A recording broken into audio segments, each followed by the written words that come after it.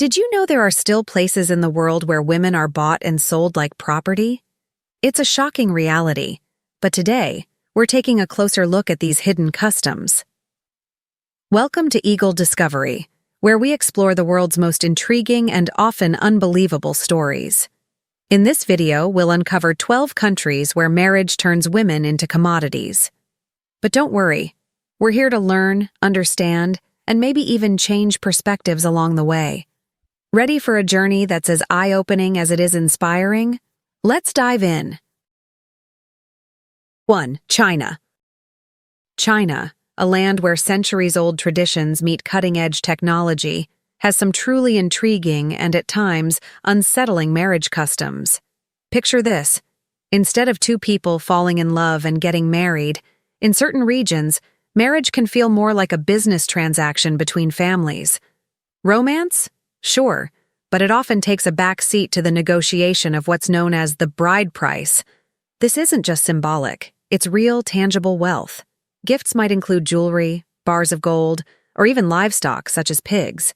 And in more modern contexts, the stakes are even higher, with a bride sometimes requiring a brand new car or even an apartment as part of the deal. These requirements speak volumes about how marriage in some parts of China is deeply tied to family honor, financial status, and securing a prosperous future. Going back in history, buying wives was actually a common practice in China, aimed at strengthening family ties and securing inheritance rights. If a groom couldn't meet the expectations of the bride price, it was seen as a valid reason to call off the wedding. Can you imagine? In today's world, many grooms still feel the pressure and turn to family loans just to avoid the embarrassment of being unworthy. Even though modernization and human rights laws have helped reduce these practices, it's still prevalent in rural areas. Worse, some people have turned to illegal activities, such as bride trafficking, which puts women in an even more vulnerable position. Due to a gender imbalance caused by the one-child policy and cultural preferences for male heirs, the demand for brides has skyrocketed. Sadly, this has led to women being purchased from neighboring countries at disturbingly low prices, exacerbating an already critical situation. 2. North Korea. In North Korea, the trading of women remains largely hidden due to the strict control of the regime. However, don't be fooled. Underground networks continue to engage in these disturbing practices.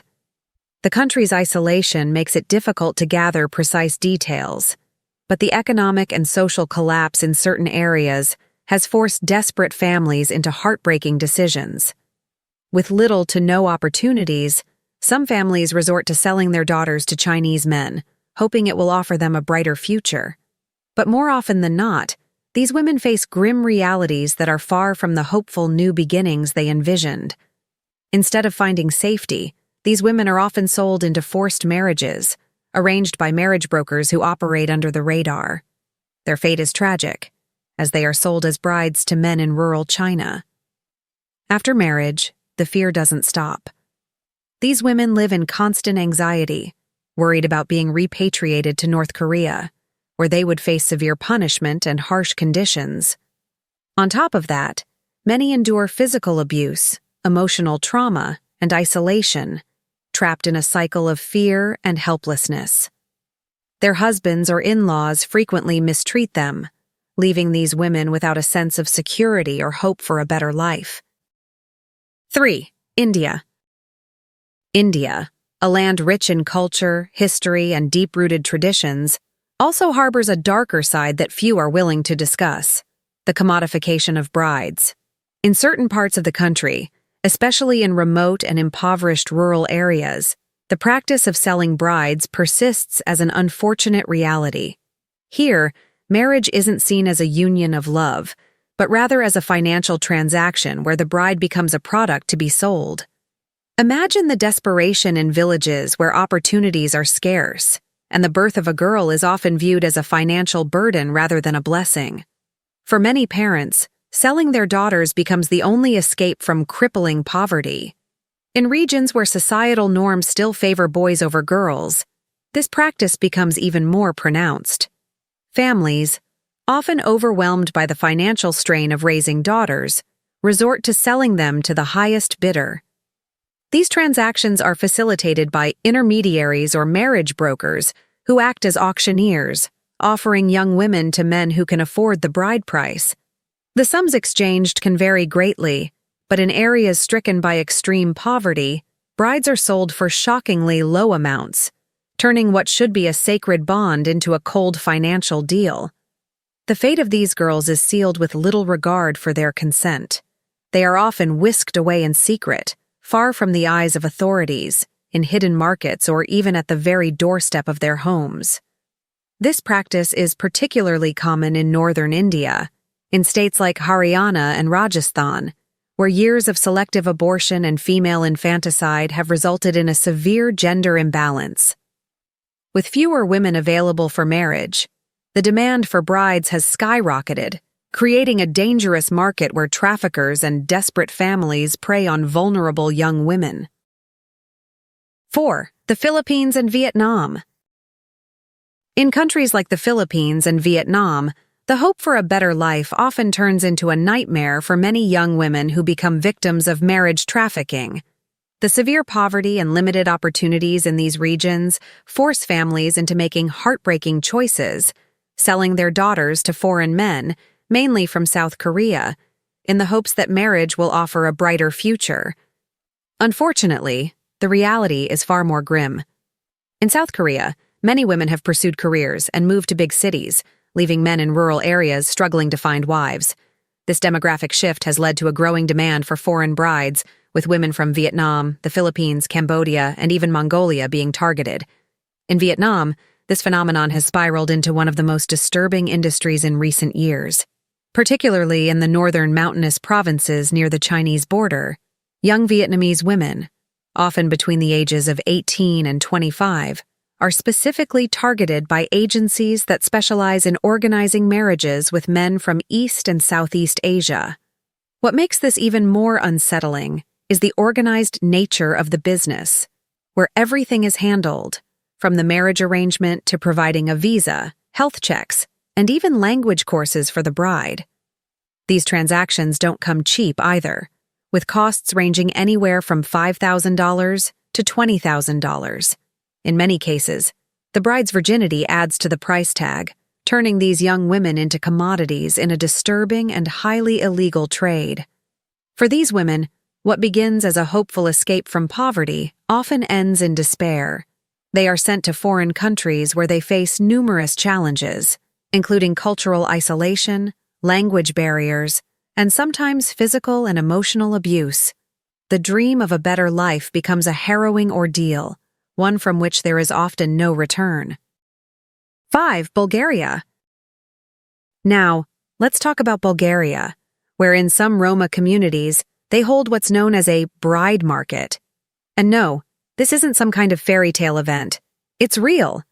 Imagine a bustling marketplace, but instead of fruits and vegetables, young Roma girls, often still in their teens, are displayed for potential husbands. Sounds wild, right? And it's not free either.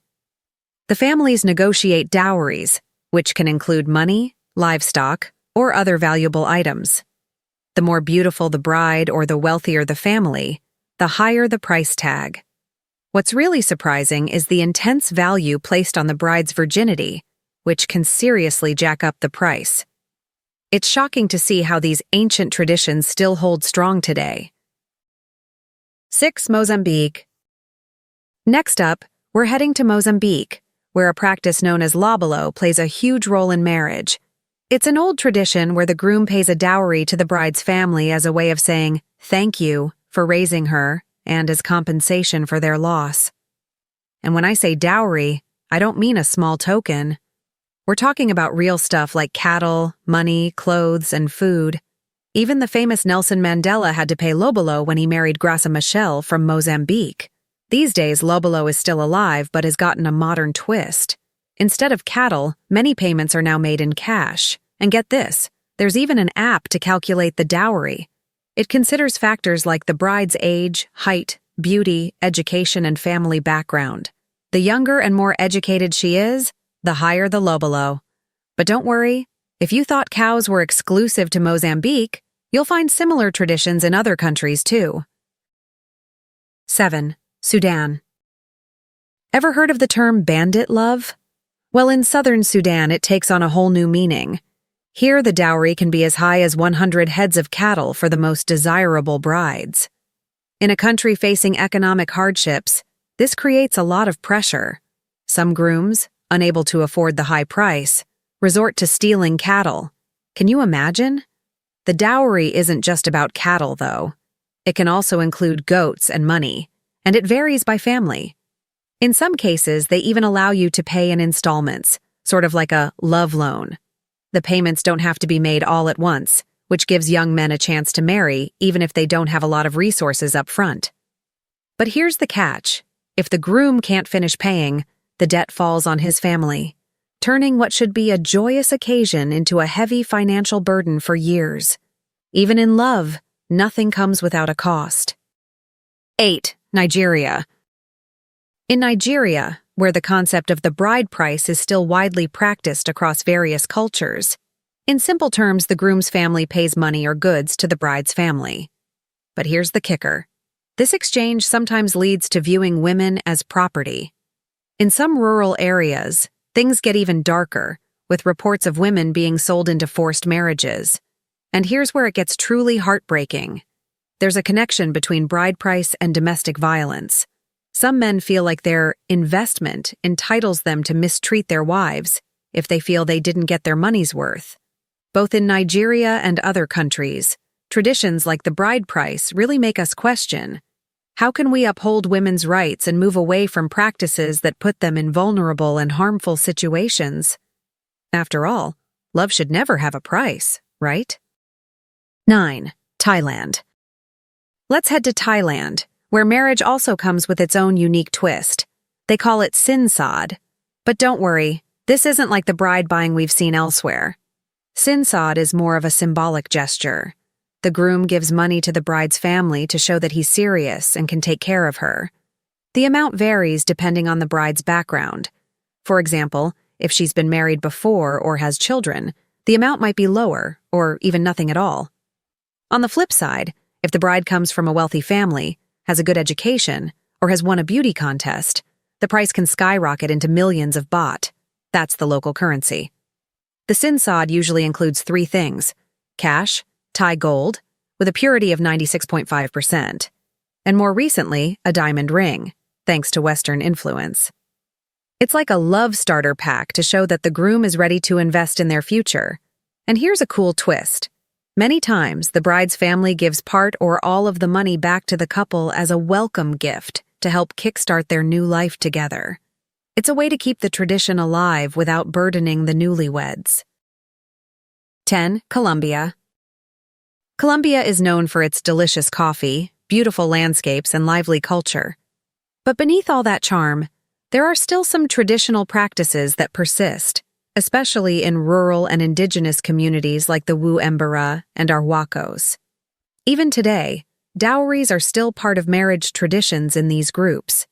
It may sound like something from another time, but these ancient customs continue to paint women as part of a marriage deal. Thankfully, modernization has reduced how often this happens, but every now and then, stories emerge that remind us this tradition still exists.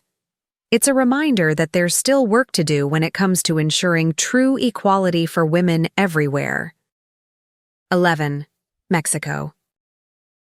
Next, we head to Mexico, where the situation feels familiar but comes with its own unique twist. In the state of Guerrero, especially in indigenous communities like the Juquila and Venani, dowries are still a thing.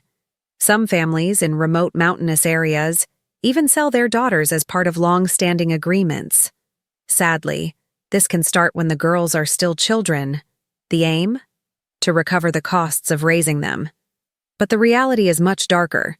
Girls often end up in abusive, slavery-like situations, vulnerable to mistreatment and even sexual abuse by their husband's family. The dowry price ranges from 2,000 to 18,000 pesos, depending on the region and the family's circumstances. It's heartbreaking to see how such traditions still trap girls in cycles of abuse and poverty. 12. Central Asia. Finally, we arrive in Central Asia, where the payment of a bride price is a deeply ingrained tradition. It's known by different names across countries like Uzbekistan, Turkmenistan, and Kyrgyzstan. The amount varies widely, from small sums of money to entire herds of cattle, depending on the local customs and agreements between families. This practice is also present in Afghanistan, and unfortunately, it can have tragic consequences. One case from Helmand Province tells the heartbreaking story of a father, unable to pay his medical debts, who sold his 6-year-old daughter for $2,000 to his creditor's son. It's a chilling reminder of how these traditions can take a devastating toll on vulnerable families and children. Our journey through these incredible and shocking marriage customs has come to an end, but the world still has so many more fascinating stories waiting to be uncovered.